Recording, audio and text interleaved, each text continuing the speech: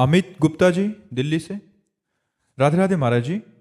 महाराज जी, जिंदगी में सब कुछ हासिल है लेकिन मेरा ठहराव नहीं हो पा रहा। मैं चंचल हूं, कभी इधर भागता हूं, कभी उधर, कभी इनकी पूजा करता हूं, कभी उनकी पूजा करता हूं। एक दिन एकांतिक में उसने कहा, विश्व का हर सुख हमारे पास है, विश्व का हर सुख हमारे पास है, लेकिन मेरा मन शांत नहीं है। क्यों? उसने प्रश्न किया था, जैसे आपने प्रश्न किया ऐसे उसने कहा। तुमने कहा तुम्हारे पास भगवान नहीं, तुम्हारे जीवन में भगवान का अस्तित्व नहीं है, तुमने भगवान की शरणागति नहीं ली, भगवान का आश्रय नहीं लिया, इसलिए मन बिना भगवान के नहीं टिक सकता। मन भगवान का अंश है, इंद्रियाणाम मनश्चास्मि, और ये भोगों में कभी तृप्त नहीं हो सकता, ये भगवान में तृप्त होगा। देखो, हमको लगता है कि अगर अमुक भोग हमें मिल जाए तो मैं तृप्त हो जाऊंगा, लेकिन उसको कोई भोग रहा है और वो दूसरे को चाह रहा है और वो तीसरे को चाह रहा है। यार है क्या समस्या?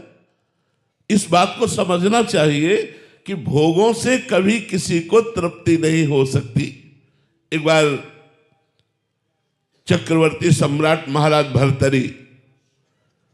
भर्तरी जी ने अपने मन को पढ़ा कि ये चाह क्या रहा है, तो मन में निकला एक सुंदर स्त्री का संयोग। चक्रवर्ती सम्राट थे, उन्होंने ऐलान कर दिया कि चक्रवर्ती सम्राट महाराज भर्तरी ब्याह करना चाहते हैं, लेकिन अपनी पसंद का, सुंदरियां एकत्रित हों और हम उसे चुनेंगे।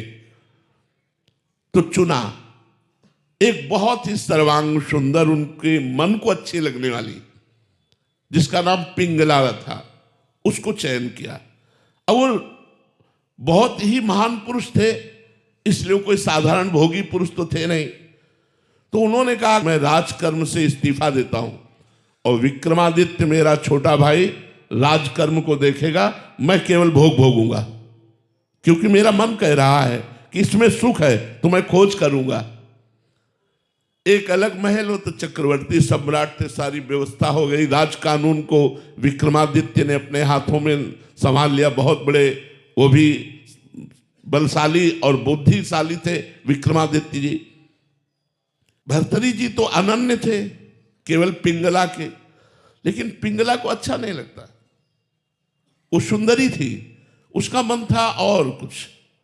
तो एक दिन वो महल की खिड़की से झांक रही थी, तो एक सर्वांग पुष्ट अश्वपाल जो घोड़ों की रक्षा करवाता था, वो सबका प्रधान था, उसको देखा, उसको जमा। भर्तरी जैसे चक्रवर्ती सम्राट से मन हटकर घोड़ों की रक्षा करने वाले में मन उसका लगा। और रानी थी, अपनी दासी से बोली, उससे मिलने का एकांत समय। वो मिला, सरकार, उनका ऐसे नहीं, हम तुमसे दोस्ती करना चाहती हैं। अरे सरकार, हम तो आपकी जूती हैं, दोस्ती क्या, हम तो आपके घोड़ों की सेवा करने वाले हैं। धीरे धीरे धीरे गलत संबंध पिंगला का अश्वपाल से हो गया। एक भर्तरी जी के राज्य में ब्राह्मण तपस्या कर रहा था धन प्राप्ति के लिए।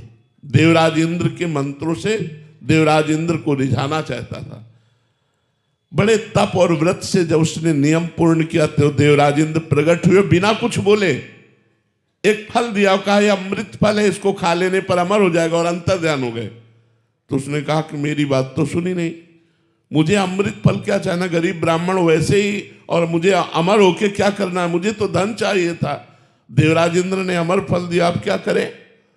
उन्होंने विचार किया कि महाराज भर्तरी को ये अमर फल दे दे और हम उनसे मनमाना धन ले सकते हैं।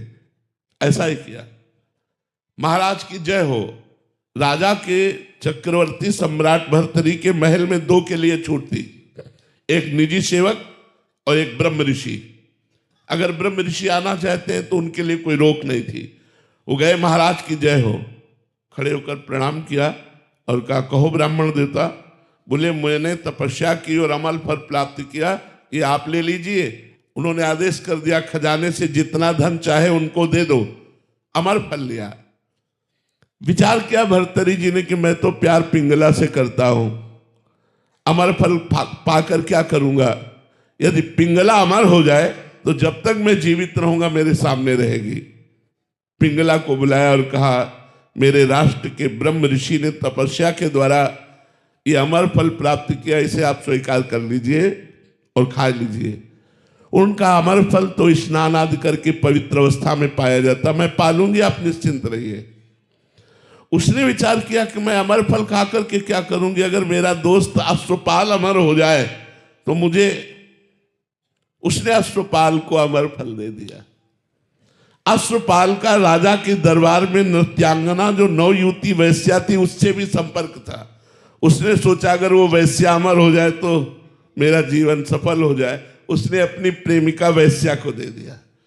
वैश्या ने विचार किया, मैं नाचने वाली इस अमर फल को खाकर क्या करूंगी, अगर महाराज भर्तरी अमर हो जाए तो वो फल फिर भर्तरी जी के पास पहुंच गया। वैश्या ने जाकर, जय हो सरकार, वो निजी सेवकों में थी, ये अमर फल लीजिए। भर्तरी जी ने सुना अमर फल, वैश्या राष्ट्र का ब्रह्म ऋषि बोल रहा है, वो तो समझ में आया। वैश्या से कहा, सत्य बोलना, नहीं मृत्यु दंड दूंगा। ये अमर फल तुझे कहां से प्राप्त हुआ? बोले महाराज अश्वपाल से।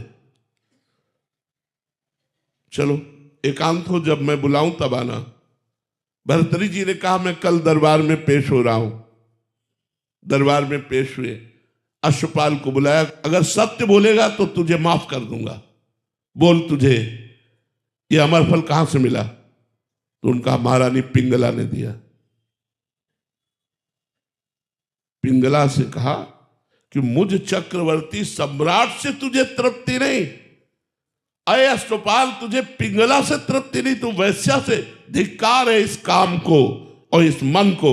और अपना सम्राट पद वहीं इस्तीफा दिया और घोर वैरागी बनकर के भजन किया और भर्तरी शतक की रचना की, जो बड़े बड़े वैरागी जन पढ़ करके वैराग्य धारण करते।